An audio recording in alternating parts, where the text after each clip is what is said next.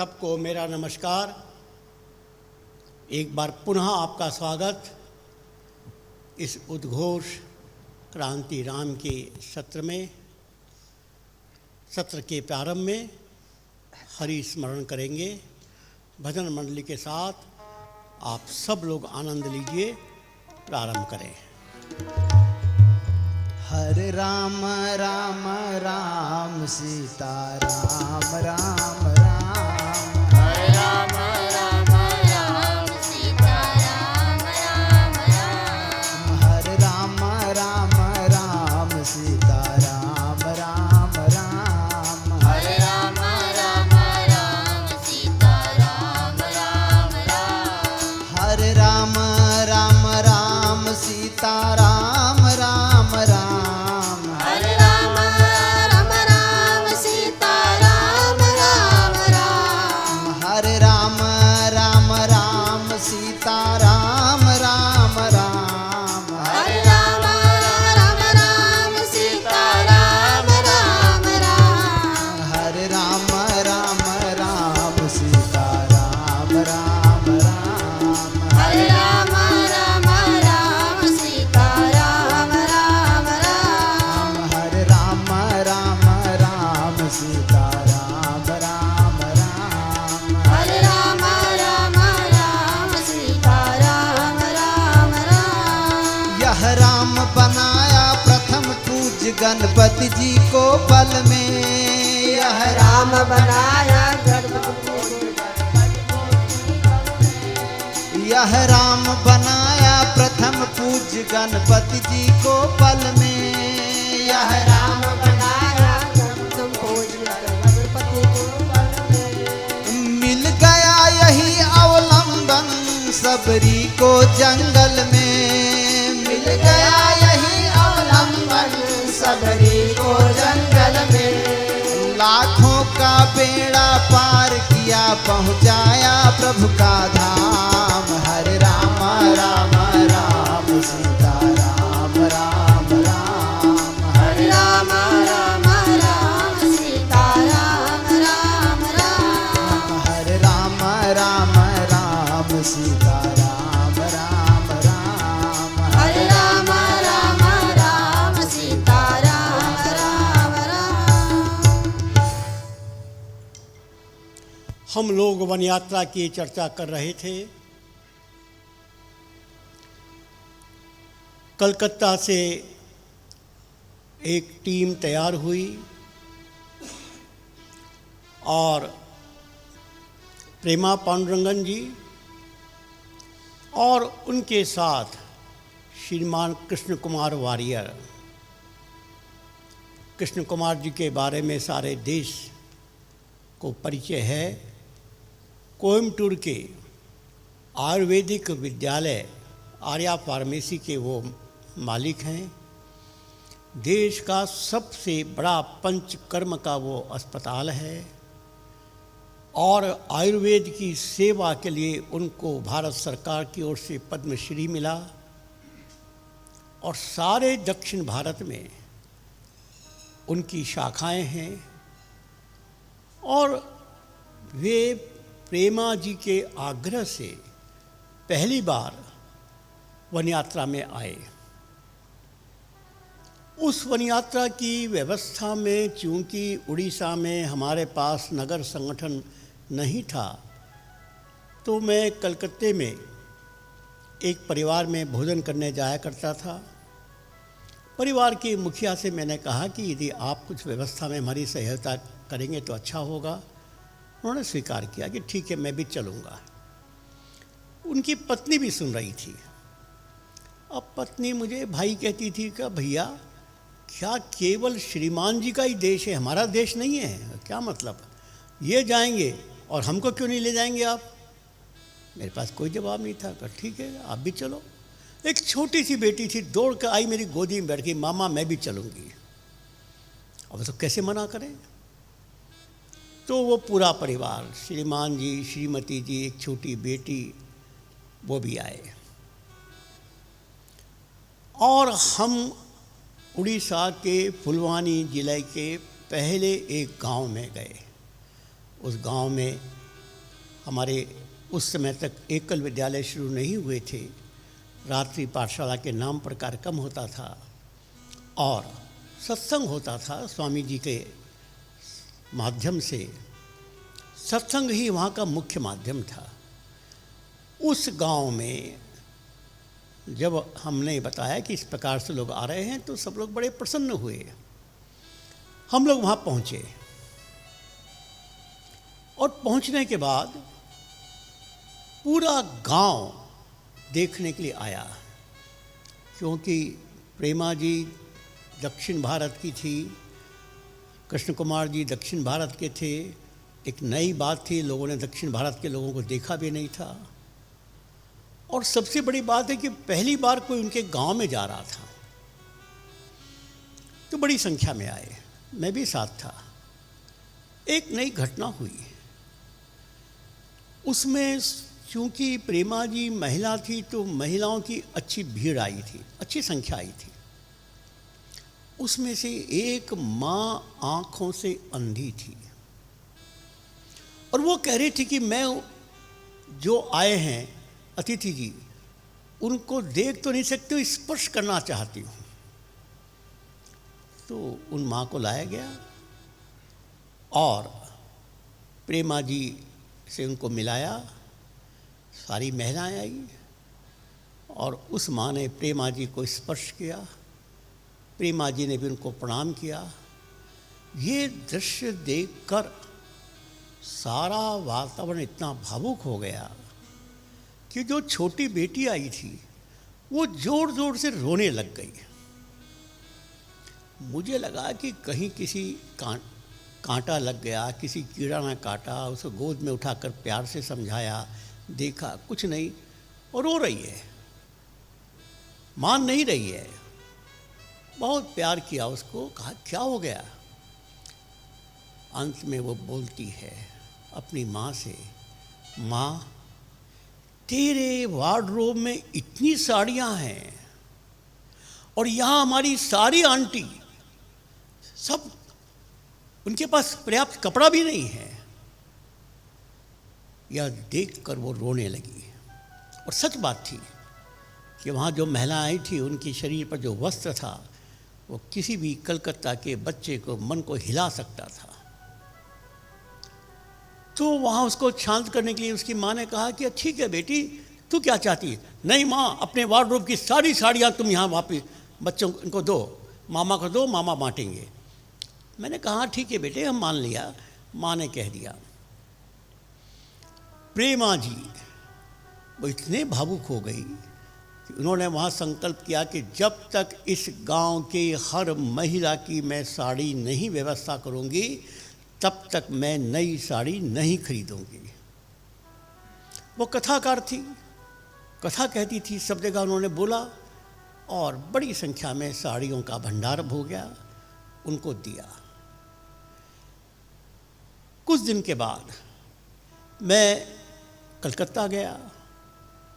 उस घटना को लगभग मैं भी भूल गया, परिवार भूल गया, पुरानी बात थी, कोई बहुत ध्यान भी रखने वाली बात नहीं थी। उसी घर में भोजन करने गया। उस बच्ची को याद था कि आज मामा आ रहे हैं। अब देखिए, वो बच्ची उस दिन स्कूल नहीं गई। मामा आ रहे हैं, मामा को सारी साड़ियाँ दी जाएंगी। और मैं पहुंचा तो मैं तो भूल गया था उस घटना को। मामा तुमने कहा था ना? हाँ कहा था। पूरा वार्डरोब माँ का खुलवाया, सारी साड़ियाँ इकट्ठा की, मामा लेके जाओ। मैं दंग रह गया कि छोटी बच्ची, उसको कुछ समझ में नहीं आ रहा है और वो इतनी भावुक। हम भूल गए, उनकी माँ भूल गई, पिताजी भूल गए, सामान्य बात थी। उस बच्ची ने जिद करके सारी साड़ियाँ इकट्ठा कराई और भिजवाया। तब समझ में आया कि यह प्रभाव किसी के भाषण का असर नहीं होता, दृश्य का असर है। और हमारे वनवासी समाज की मिट्टी में वो ताकत है कि दुनिया के किसी का भी हृदय परिवर्तन कर सकती है। उसी यात्रा का एक और पड़ाव, एक गांव था, इंटीरियर में था, चारों ओर चर्च का प्रभाव था। कृष्ण कुमार जी ने सबने आग्रह किया था कि हमें देखना है कि यहाँ चर्च के लोग कैसे काम करते हैं। तो ठीक है। तो उस गांव में मैं पहले कहकर आया था कि इस प्रकार से हम आएंगे, इतने बजे आएंगे, यहाँ ठहरेंगे, वो लोग आएंगे, उनका स्वागत आदि सब कार्यक्रम सेट करके गया। हम लोग लौट आए, चर्च को मालूम पड़ा, चर्च वालों ने वहाँ प्रचार किया कि ये विश्व हिंदू परिषद वालों के पास कहाँ है कोई लोग जो तुम्हारे पास आएंगे, कोई नहीं आएगा, पादरी आ सकते हैं, कोई नहीं आएगा। वो गांव के लोग चक्कर में कि श्याम जी कह कर गए कि आएंगे, ये कहते हैं पादरी आएंगे। तो वे असमंजस में चुपचाप कोई व्यवस्था न करके द्वंद्व में थे। हम लोग पहुँचे, हमारी गाड़ी उस गांव से थोड़ा दूर बीच में एक नाला सा था, उसमें से एक छोटे पुल से जाना पड़ता था। तो नाले के इस तरफ हम लोग रुके। संयोग से हमारी गाड़ी सफ़ेद एम्बेसडर थी। श्रीमान कृष्ण कुमार वारियर लंबे चौड़े अंग्रेज दिखते थे, पूरा सफ़ेद कपड़ा पहने हुए थे। उनके साथ वहाँ के अध्यक्ष महोदय, वो भी रंग के अंग्रेज दिखते थे, वो भी सफ़ेद कपड़ा पहने थे। जो ही हम लोग उतरे, मुझे आश्चर्य कि ये सब तो यहाँ आना चाहिए था और भजन कीर्तन करके ले जाने का प्रोग्राम तय किया था, ये सब लोग वहाँ क्यों हैं? जो ही उतरे वहाँ हल्ला मच गया। देखो देखो, चर्च कह रहा था ना पादरी आएंगे, पादरी आए हैं। ये श्याम जी बिल्कुल झूठ बोल रहे थे। ये बात मेरे कान में पड़ी कि श्याम जी झूठ बोल रहे थे, देखो पादरी आए हैं। मैं दौड़ के गया, श्याम जी आप झूठ बोलते हैं। ये सब चर्च वालों ने कहा कि पादरी आएंगे, देखिए पादरी आ गए। मैंने माथे पर हाथ रखा, अरे मैंने कहा ये पादरी नहीं है, ये विश्व हिंदू परिषद के कार्यकर्ता हैं। उनका वेश और उनका रंग देखकर तुम पादरी कह रहे हो। मैंने डांटा उनको। अब विश्व हिंदू परिषद के कार्यकर्ता हैं, संघ के कार्यकर्ता हैं, हम लोग आए हैं, मैं लाया हूं। उनको बड़ा आश्चर्य हुआ। तुरंत 5-7 मिनट में, तैयारी तो थी, सारी तैयारी की। जो चर्च के लोगों ने उनसे कहा था कि ये पादरी ही आ सकता है, कोई हिंदू पादरी नहीं आएगा, वहाँ पर हिंदू कार्यकर्ता को हिंदू पादरी कहते हैं, चर्च के पादरी, हिंदू पादरी ये शब्द है। तो कोई हिंदू पादरी नहीं आएगा, चर्च का ही पादरी आएगा। वे सब कार्यकर्ता पहले तो बड़े खुश हुए कि वाह देखो हमने कहा था, और आ गए। और इसके बाद उन्होंने अपने घर के सारे वस्त्र आदि निकालकर इतना बढ़िया सजाया, पूरा मंच। ये लोग गए और कृष्ण कुमार जी जो कि बड़े पूरे देश में प्रसिद्ध थे, कांग्रेस के बड़े बड़े नेताओं से उनका संपर्क था, वो बहुत भावुक हो गए। उन्होंने कहा कि श्याम जी, हम लोग एक स्थान पर बैठे थे, आपस के चाय में गपशप शुरू हुई। कहा श्याम जी मैं समझ गया कि आपका काम गजब का है, लेकिन आपके पास धन की व्यवस्था नहीं है। धन की व्यवस्था हो सकती, कोई संस्था बनाइए आप। वहीं पर फ्रेंड्स ऑफ उड़ीसा सोसाइटी की बात बनी, और जब ये बात कलकत्ते वालों को मिली तो फ्रेंड्स ऑफ उड़ीसा सोसाइटी के स्थान पर फ्रेंड्स ऑफ ट्राइबल सोसाइटी बनी, FTS बनी। और उसके माध्यम से कृष्ण कुमार जी, प्रेमा जी ने भारत में, विश्व में हमारे एकल अभियान का बहुत प्रचार किया। कहने का अर्थ है कि हमारे गांव के लोगों की सरलता, सच्चाई, प्रामाणिकता बड़े से बड़े लोगों का हृदय बदल सकती है। सन 1999 में माननीय अशोक जी ने हम लोगों को 1 लाख एकल विद्यालय बनाने का लक्ष्य दिया। उसमें 10-12 हज़ार विद्यालय थे। अब अशोक जी ने कहा तो हमने भी हाँ कर दिया, इतनी अकल तो थी नहीं, हाँ करेंगे। कहाँ से धन आएगा, कहाँ से कार्यकर्ता आएंगे, कुछ स्पष्ट नहीं था। सन 2000 में अशोक जी का अमेरिका प्रवास था। उनके साथ भारत से एक अच्छी गायक टोली, कुछ संत महात्मा, इसकी व्यवस्था करो, और एक बड़ी टीम गई थी। तो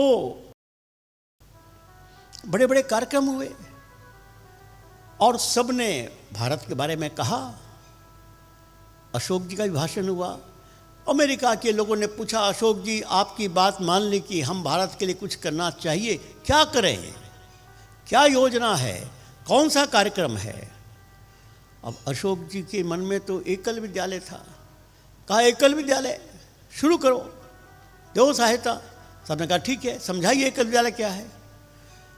तो अशोक जी ने मुझको टेलीफोन करके सन 2001 में अमेरिका जाने के लिए आदेश दिया। मैं वहाँ गया। 3 महीना अमेरिका के लगभग सभी बड़े शहरों में मेरा प्रवास हुआ। एकल विद्यालय बताया, किसी ने भी विश्वास नहीं किया कि आप जो कह रहे हैं वो कभी सच भी हो सकता है। इतने कम धन में 30 बच्चों को पढ़ाते हैं आप, मजाक करते हैं। अर्थात सब ने एक प्रकार से रिजेक्ट कर दिया। मैंने कहा भाई देखो, मैं धन मांगने नहीं आया हूँ। अशोक जी ने मुझे कहा तो मैं आपको एकल विद्यालय के बारे में बताने आया हूँ। विश्वास करना नहीं करना आपके हाथ में है, और विश्वास आप मेरी बात मत करिए, अपनी एक टीम बनाइए, उनको भेजिए भारत में, अपनी आंखों से देखिए, तब विश्वास कीजिए। निर्णय हो गया और वहाँ की एक टीम बनकर भारत में आई और उन्होंने जितना समय कहा था उस समय में उनके हमने सारे विद्यालयों में प्रवास कराया। जब वो लौटने वाले थे तो उन्होंने मुझको बुलाया, श्याम जी आपको भी एक प्रतिज्ञा करनी पड़ेगी, हम भी एक प्रतिज्ञा करेंगे। मैंने कहा क्या प्रतिज्ञा कराएंगे? आप प्रतिज्ञा करिए कि अब 1 लाख से कम की बात नहीं करेंगे, और हम प्रतिज्ञा करते हैं उसके लिए धन की कमी नहीं रहने देंगे। अरे मैं 3 महीना समझा का आया, हमको रिजेक्ट कर दिया, और 2 दिन वो वनवासी क्षेत्र में विद्यालय देख के आए, हृदय परिवर्तन हो गया। हाँ हो गया। यही तो मैं कहना चाहता हूँ कि भारत की ग्रामीण भारत में वो शक्ति है कि दुनिया बदल सकती है। अब मेरे साथ ये कार्यकर्ता बैठे हैं। हमारा एक कार्यक्रम एकल सुरताल का निर्णय हुआ। भारत के लिए सोचा था, अमेरिका वालों का कि हमारे में भेजिए। इस टीम को हमने अमेरिका भेजा और आप इनसे सुनिए, पूरी अमेरिका पागल हो गए। 60 कार्यक्रम हुए और मैं और बागड़ा जी और बाकी सारे अधिकारी जाकर भाषण देते थे, उसका असर हमने नहीं देखा। और हमारे कार्यकर्ताओं को जब उन्होंने वहाँ पर रंगमंच पर कलाकार के रूप में देखा और परिचय किया कि सब एकल के कार्यकर्ता हैं, सामान्य परिवार से आए हैं, इतना बढ़िया परफॉर्मेंस कर रहे हैं, पूरा अमेरिका जग गया और दोबारा मांग की। ये तो कोरोना के कारण इनको वापस आना पड़ा। मित्रों, पुनः मैं कह रहा हूँ कि इस वन यात्रा से हृदय परिवर्तन होता है। कलकत्ते की पहली टीम, बड़ी टीम, ये अब बिहार में आई है। मैं बिहार पहुंच गया था और एकल विद्यालय शुरू हो गए थे। उसमें बहुत संपन्न सक्षम लोगों की बड़ी टीम आई, क्योंकि कलकत्ता से रांची आना एक नाइट की जर्नी है और वहाँ पास पास विद्यालय हैं। उड़ीसा में थोड़ा दूर दूर था, तो बड़ी संख्या में लोग आए। पूरी वन यात्रा समाप्त होकर वापस स्टेशन पर वो जब ट्रेन पकड़ने के लिए बैठे आए, तो वहाँ के एक बड़े प्रमुख उद्योगपति ने मुझसे कहा कि श्याम जी, आपने जो अस्पताल बताया है, दिखाया, उसका वार्षिक बजट कितना है? मैंने कहा आप क्यों पूछ रहे हैं? नहीं, हमारे मन में है उसको अडॉप्ट करने की, सहायता करने की। मैंने कहा श्रीमान जी, अभी आप वन यात्रा में आए हैं, हमारे अतिथि हैं, इस समय धन की बात करना मेरे लिए शोभा नहीं है। मैं आऊँगा आपके घर में, वहाँ बात करेंगे। बात वहाँ समाप्त हो गई। मैं उनके घर में गया, बल्कि उनके ऑफिस में ही गया। उनसे बातचीत हुई, क्या खर्चा होता है सारा विचार हो गया। तो उन्होंने कहा ठीक है, ये बजट हमारी ओर से, बताइए किसके नाम से चेक काटें। मैं कहा देखिए, चेक अभी मैं नहीं लूँगा, आपसे नहीं लूँगा, मैं चेक इस परिवार की माँ से लूँगा, क्योंकि चेक के साथ माँ का आशीर्वाद मिलेगा और चेक से अधिक माँ के आशीर्वाद की मेरे लिए कीमत है। ठीक है, कोई बात नहीं।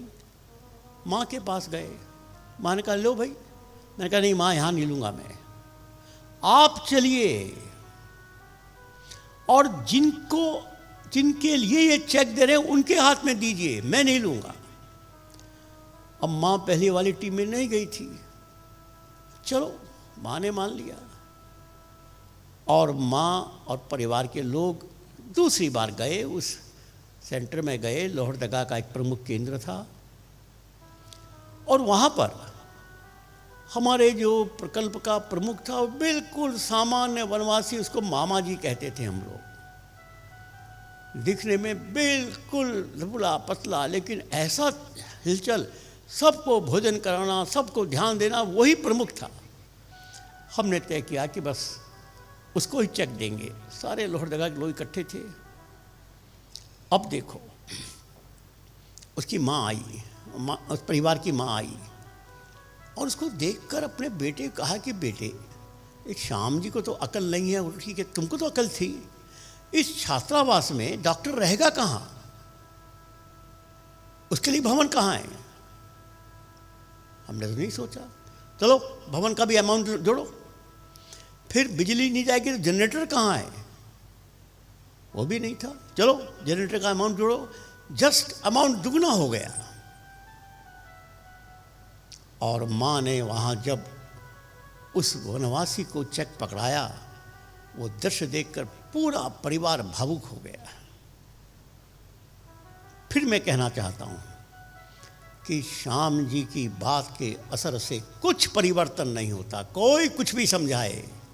एक वनवासी की आंखें देखकर दिल बदलता है, उसका व्यवहार देखकर दिल बदलता है, पूरा दिल समर्पित हो जाता है। आज वो परिवार पूरे अभियान का सबसे बड़ा डोनर है और पूरे कलकत्ते में उन्होंने टीम खड़ी की।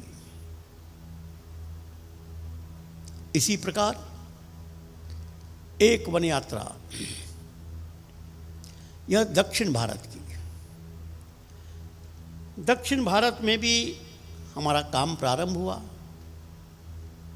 और दक्षिण भारत का भी जो पहाड़ी क्षेत्र है, कोडाईकनाल, वहाँ पर मैं भी गया और हमारे साथ कुछ लोग गए और वहाँ भाषा कठिनाई है, इसलिए एक ट्रांसलेटर था। मैं तो अंग्रेजी में बोलता था, लेकिन वो लोग अंग्रेजी भी नहीं समझते थे, तो इसलिए एक ट्रांसलेटर। और वहाँ पर हमारे स्वागत के लिए पूरे गांव के लोग इकट्ठा थे। हमारे वहाँ के स्थानीय कार्यकर्ता ने हमारा परिचय शुरू कराया और परिचय में बताया कि ये उत्तर प्रदेश से आए हैं। और उत्तर प्रदेश कहने के बाद उनको समझाने के लिए जहाँ अवध है, अयोध्या जी हैं, उस उत्तर प्रदेश से आए हैं। अयोध्या जी के स्थान से आए सुनकर ही वहाँ पर दो लोगों को, जिसको कहते हैं, एक चक्कर आना शुरू हो गया। उनको लगा राम जी आए हैं, राम जी आए हैं सोचकर वे बिल्कुल अचेत अवस्था में।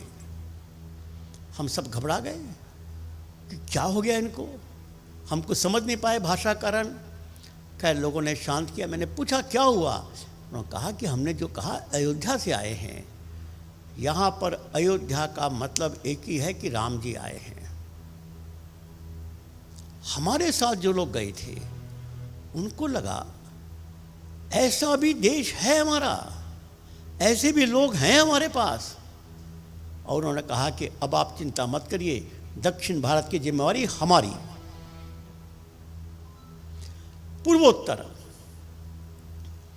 पूर्वोत्तर में हमारे उस समय के अध्यक्ष चितलांगिया जी बन गए थे, और चितलांगिया जी के साथ वहाँ एक कार्यक्रम हुआ, सारे आचार्य बुलाए गए, और उसमें चितलांगिया जी का जैसा भाषण होता है वो सबको प्रेम से बोलते थे। उसमें ऐसे ही एक आचार्य से चितलांगिया जी ने बात की, थोड़ा प्यार से बात की, तो आचार्य ने कहा कि बाबू क्या आप हमारे गांव में आएंगे? चितलांगिया कहाँ आएंगे, कह दिया। वो बात खत्म हो गई, ना हमको बताया ना उनको बताया, उन्होंने कह दिया। कार्यक्रम खत्म हो गया, वापस चले गए। अचानक चितलांगिया जी यार मैंने तो उनको वायदा किया है, वो कार्यकर्ता कहाँ का है, मालूम किया वहाँ का है, ये हम तो चलेंगे।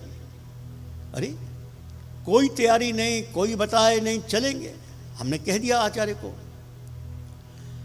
तो एक 4-5 गाड़ियों में एक काफिला चला, और उस समय मोबाइल का ज़माना शुरू हो गया था। हमने वहाँ के कार्यकर्ताओं को खबर की कि इस प्रकार से हम लोग पहुँच रहे हैं। वो आचार्य विद्यालय में पढ़ा रहा था। हम जब पहुँचे तभी लगभग उनको भी, जिसने हमने फ़ोन किया था उसने जाकर समझाया, बताया ऐसा सा तुमने बात की थी, हाँ की थी, लेकिन मुझे लगा कि हमने कह दिया, उन्होंने सुन लिया बस। वो आ रहे हैं, हाँ वो आ रहे हैं, वो आ रहे हैं सुनकर वो श्रीमान बालक आचार्य बेहोश हो गया। वो हमारे गांव में आ रहे हैं, क्योंकि उन्होंने वहाँ देखा गाड़ियों का सिलसिला, सब ऐसे लोग थे, कपड़ा पहने हुए बड़े बड़े लोग थे, वो हमारे गांव में आ रहे हैं, आ सकते हैं। वो आचार्य बेहोश हो गया। हम पहुँचे तो मालूम पड़ा कि आचार्य की बेहोशी दूर की जा रही है, और सारा गांव इकट्ठा। ये कौन लोग हैं जो हमसे मिलने आए हैं? ये कौन लोग हैं जो हमारे आचार्य की एक छोटी सी बात को मानने आए हैं? ये इतनी बड़ी गाड़ियाँ। और जब उनका परिचय कराया गया तो उन सबको लगा कि वहाँ बड़े बड़े टी गार्डन के मालिक आए थे। पूरा क्षेत्र बदल गया, और क्षेत्र ऐसा बदला कि हमारा पूर्वोत्तर में जो काम है वह काम टी गार्डन से शुरू हुआ। टी गार्डन में भी वहाँ पर जो अलगाववादी ताकतें हैं, आतंकवादी ताकतें, उनका एक संस्था थी। तो हमारे एक कार्यकर्ता वहाँ गए, उन्होंने एकल विद्यालय, सेवा, पढ़ाई आदि की बात की। लोगों ने कहा ठीक है करेंगे, और मुझे कहा कि आपको आकर इनको समझाना है। हमने कार्यकर्ता को तैयार किया, उसमें से आचार्य बनेंगे आदि सब। मैं वहाँ गया और मुझे कहा कि देखिए ये सब आतंकवादी संस्था के नौजवान हैं, कहीं आप भारत का नाम मत लेना, विश्व हिंदू परिषद मत बोलना, राष्ट्रीय स्वयंसेवक संघ मत बोलना, भारत माता मत बोलना, कुछ नहीं, बस शिक्षा शिक्षा सेवा बोलना। और कुछ भी बोले तो सब रिवोल्ट कर जाएंगे, क्योंकि सब तो नाराज हैं, उनको तो भारत भारत माता, ये मारवाड़ी, ये हिंदू, ये सब उनके खून में है, इनके प्रति गुस्सा। अब मेरी बड़ी परीक्षा कि मैं बोलूँगा भारत नहीं आएगा, भारत माता नहीं आएगी, देश नहीं आएगा, कैसे होगा? चलो कोशिश करें। वही दुर्घटना हुई। बोलने के भावुकता में निकल गया भारत माता, और वे सब खड़े हो गए। और जिसने निमंत्रण दिया वो स्थानीय भाषा में बोले कि हमको धोखा दिया तुमने, आरएसएस वालों को बुलाया है। उस कार्यकर्ता ने अपनी भाषा में कुछ समझाया होगा, वो चुपचाप बैठ गए। और मेरा भी भाषण, अब मैं तो घबरा गया कि मुझसे गलती हो गई, मना तो किया था। खैर कार्यक्रम समाप्त हुआ। यहाँ से हमने यात्रा आरंभ की। अब उसके बाद वहाँ से हमारे कथाकार भाई बहनों का प्रशिक्षण शुरू हुआ। पहला बैच यह वृंदावन में आया, बेटियां उसमें अधिक थीं। और जब बेटियां प्रशिक्षण के बाद गई तो मैं सामान्यतः उनसे मिलने जाता था कि कहीं उनको कुछ कठिनाई तो नहीं है। तो उन बेटियों ने, उसकी जो प्रमुख थी, उन्होंने कहा कि श्याम जी हमारी एक बड़ी कठिनाई है। बोलो क्या कठिनाई है? हम जब कथा कहते हैं तो गांव वाले व्यासपीठ को तो प्रणाम करते हैं और वहाँ तक तो हमने समझ लिया, लेकिन वो हमारे पैर खींचकर, पैर धोकर चरणामृत पीते हैं। हमारे पिता, हमारी माँ, हमारे बड़े बड़े लोग जब ये करते हैं तो हमें बहुत तकलीफ होती है, मना करते नहीं मानते। अब आपका कल कार्यक्रम है, मातृ सम्मेलन है, सब माताएं आएंगी, आप जरा समझा दीजिएगा। मैंने कहा ठीक है, समझा देंगे। साहब दूसरे दिन मातृ सम्मेलन था, मुझको भाषण देना था। उस बेटी ने मुझे बता दिया क्या समझाना है। मैंने अपने भाषण में बोलना शुरू कर दिया। जो ही मैंने कहा कि देखो ये बच्चे तुम्हारे माता बच्चे हैं, इनको ऐसा करो वैसा करो, ये मत करो, साहब महिलाएं खड़ी हो गई। आप कौन हैं हमको समझाने वाले? मैंने कहा ये तो फिर से वही कृष्ण जी अक्रूर गए थे। कौन गए थे वो समझाने के लिए?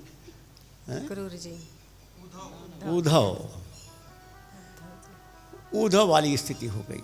आप कौन हैं हमको समझाने वाले? क्यों, क्या हो गया? भाई साहब हमारे यहाँ धारणा है कि जो वृंदावन रहकर आता है वो कृष्ण बनकर आता है, वो राधा बनकर आती है, और हम उनके चरणामृत नहीं लेंगे। आप कौन होते हैं समझाने वाले? मैंने हाथ जोड़ा, हार मान लिया। और वहीं एक बहुत बड़े संत की कथा हो रही थी, मैंने उनको अनुभव सुनाया। मैंने कहा आप तो इतनी बड़ी कथा कहते हैं, कभी आपको ऐसा अनुभव आया? हमारी बच्चियों के साथ ये अनुभव हुआ। उन संत ने कहा कि श्याम जी ये तो बहुत ही अनोखा उदाहरण है। और फिर वो संत हमारे कार्यकर्ता बन गए हैं। यह है इस वनवासी समाज के मन की अवस्था। आतंकवादियों की घटना मैंने आपको सुनाई। हमारे बिहार में एक गया नामक स्थान है, वहाँ के एक बड़े प्रमुख अधिकारी थे, आज नहीं है, वो संघ चालक थे। जैसे मदन बाबू ने विद्यालय आरंभ किया, उन्हीं के साथ में वो दया बाबू थे। और उनका बड़ा स्नेह था, बहुत बड़े उद्योग के मालिक थे, हम लोगों को बच्चों की तरह प्यार करते थे, सारी आर्थिक आवश्यकता भी पूरी करते थे, मार्गदर्शन भी करते थे, अपने साथ आकर विद्यालय देखते थे, इसकी प्रोसेस की, प्रोसीजर की सारी व्यवस्था करते थे। ये संच और अंचल और संकुल, ये सब उस समय तो किसी के दिमाग में नहीं था। इन लोगों ने समझाया। उनके पास उस क्षेत्र का नक्सल पार्टी का जो कमांडर इन चीफ, सबसे बड़ा आदमी, वो उनके पास आया। अब उसका नाम देखकर ही सबको घबराहट हुई, क्यों आया है, तो परेशानी हुई परिवार को। लेकिन वो आया है तो मिलेगा। बातचीत हुई। क्या बोला? दया बाबू हम आपको बताने आए हैं या निवेदन करने आए हैं, आप इस एकल विद्यालय को और बढ़ाइए। हमारे बच्चों की पढ़ाई नहीं हो रही है। स्कूल वाले पता नहीं, क्योंकि हमारे बच्चे, हम लोग बदनाम हैं और हम इसको छोड़ नहीं सकते। आप इस विद्यालय को खूब बढ़ाइए और हमको बताइए हम क्या सहयोग करें। आपकी कोई भी कठिनाई हो हम तैयार हैं। यहाँ से यात्रा शुरू हुई। अब वहाँ पर नक्सल के बहुत से अलग अलग क्षेत्र हैं, अलग अलग संस्थाएं हैं। एक ग्रुप का वो प्रमुख आया था, अब दूसरा ग्रुप भी वहाँ सक्रिय था। तो हमारे विकास भारती के प्रमुख श्रीमान अशोक भगत जी, और जो हमारे एकल के साथ ही हम लोग काम करते थे, ग्रामोत्थान का सारा प्रशिक्षण केंद्र विकास भारती रहा। और ये नक्सल के लोग ऐसे लोगों को पकड़कर एक ग्राम सभा करके उनको सजा देते थे, मारते थे, बहुत उनका चलता था। एक स्थान पर अशोक भगत जी गए थे और दूसरे ग्रुप का जो नक्सल ग्रुप था उन्होंने अशोक भगत जी को किडनैप कर लिया और ग्राम सभा बुलाई, सारे गांव के लोग बुलाया। उनका तरीका है और वो आरोप लगाते हैं ये ऐसे हैं वैसे हैं, क्या बोलो क्या करना है इनके लिए। उनके कुछ गुर्गे होते हैं कि इनको मार देना चाहिए, गोली मार देते हैं, इनको बांध कर पटकना चाहिए, बांध के वही आदेश देते हैं। उनके लोग होते हैं वो आदेश देते हैं, वैसा करते हैं, ये उनका तरीका था। भगत जी के बारे में भी पूछा गांव वालों से, बोलो क्या करना चाहिए, ये सांप्रदायिक हैं, ये ऐसे हैं वैसे हैं, सारी आलोचना की, बोलो क्या करना चाहिए। सारे गांव के लोग चुप। इन नक्सलवादियों को पहली बार लगा कि हम पूछ रहे हैं, गांव वाले बोलते ही तो सब चुप, सबका सर नीचे। तो फिर अब चूंकि गांव वाले का समर्थन नहीं है तो भगत जी को छोड़ दिया गया और ये उनके इतिहास की पहली घटना हुई, किसी को किडनैप करके और उसको छोड़ दें, क्योंकि गांव ने उनका समर्थन नहीं किया। कुछ बोले तो नहीं, चुप रहे। ये असर है एकल विद्यालय के माध्यम से गांव-गांव के लोगों के हृदय परिवर्तन का। और इस हृदय परिवर्तन से ही हमारे नगर के लोग भी आज इतनी बड़ी संख्या में सक्रियता से काम कर रहे हैं। और विशेष रूप से माताएं, अब तो महिला समिति इतनी सक्रिय हो गई और माताएं जब गांव में जाती हैं और देखती हैं हमारे आचार्यों को, हमारे कार्यकर्ताओं को, विशेष रूप से आरोग्य सेविकाओं को, तो उनके मन में भी ये भाव जगता है। और हमें जानकर खुशी होगी कि अब नगरीय क्षेत्र में पुरुषों की तुलना में माताएं अधिक सक्रिय हैं। हमारे कथाकार योजना में एक घटना ऐसी हो गई थी, शुरू में बहन और भाई दोनों आते थे और उस प्रयोग में कुछ लोगों ने प्रश्न उठाया और कहा नहीं, बहनों को मत बुलाइए। हमने मना किया तो बहनों ने विद्रोह किया कि नहीं, हम तो जाएंगे ही। खैर फिर से अनुमति मिली, बहन और भाई दोनों को हम लोगों ने अनुमति दी। मैं जाता था तो भाइयों से मिलता था, बहनें ज़रा दूर से देखती थी। उसमें से झारखंड की एक थी बहन, ज़रा नेता टाइप की थी, उसने आकर कहा, श्याम जी आप क्या उनके ही पिता हैं, हमारे नहीं हैं? मैंने कहा क्यों, क्या हो गया, तुम्हारी नाराज़गी क्या है? आप जब आते बस उनसे बात करते हैं, हम लोग देखते रहते हैं, हम किससे बात करें? अच्छी बात है। खैर हमने एक महिला को बुलाया, उन्होंने देखा, बातचीत हुई, उनकी समस्या का हल हुआ। अब एक ऐसी स्थिति आई कि हमारी बेटियों ने कहा कि आपने हमको कथा करना सिखा दिया है, अब गृहस्थी में जाने का मन नहीं करता है। इस कथा का आनंद क्या गृहस्थी का आनंद होगा, बस अब तो जीवन भर कथा कहने का मन करता है। लेकिन एक प्रश्न है, एक आयु तक तो हम कथा कहेंगे, एक आयु के बाद क्या होगा? क्योंकि परिवार वाले तो स्वीकार करेंगे नहीं, माता पिता रहेंगे नहीं, भाई बहन भाभी जो हैं वो तो अपना अपने हिसाब से चलेंगे। तो हमने कहा कि ठीक है, हम आपके लिए शबरी आश्रम बनाएंगे। हमने वृंदावन में एक स्थान देखा, सारी व्यवस्था की, लेकिन कुछ ऐसी कृपा हो गई यमुना जी की, सारी जो ज़मीन हमने तय की थी यमुना जी ने उसको संभाल लिया और योजना, वो ज़मीन समाप्त हो गई, हम फेल हो गए और ज़मीन देखी नहीं हुआ। अब ये बात हमारे मन में थी, लखनऊ में कुंभ के पहले लखनऊ में ये बात कही, लखनऊ वालों ने कहा कि क्या सचमुच में ऐसी बेटियां हैं? मैंने कहा हाँ हैं। और लखनऊ की माताओं ने, लखनऊ के कार्यकर्ताओं ने कहा कि फिर अब शबरी आश्रम बनाने की जिम्मेवारी हमारी। वे आए देखने के लिए, उनको समझ में आया कि इतनी बड़ी संख्या में बेटियां हैं जिन्होंने पूरा जीवन इस कथा योजना के लिए समर्पित करने का मन बनाया है। मित्रों, ये राम कथा का वो असर है जो व्यक्ति का जीवन बदल देता है। और हमारी मान्यता है, चाहे एकल हो चाहे कथाकार योजना हो, बेटियों का तुलना बेटों से नहीं हो सकती।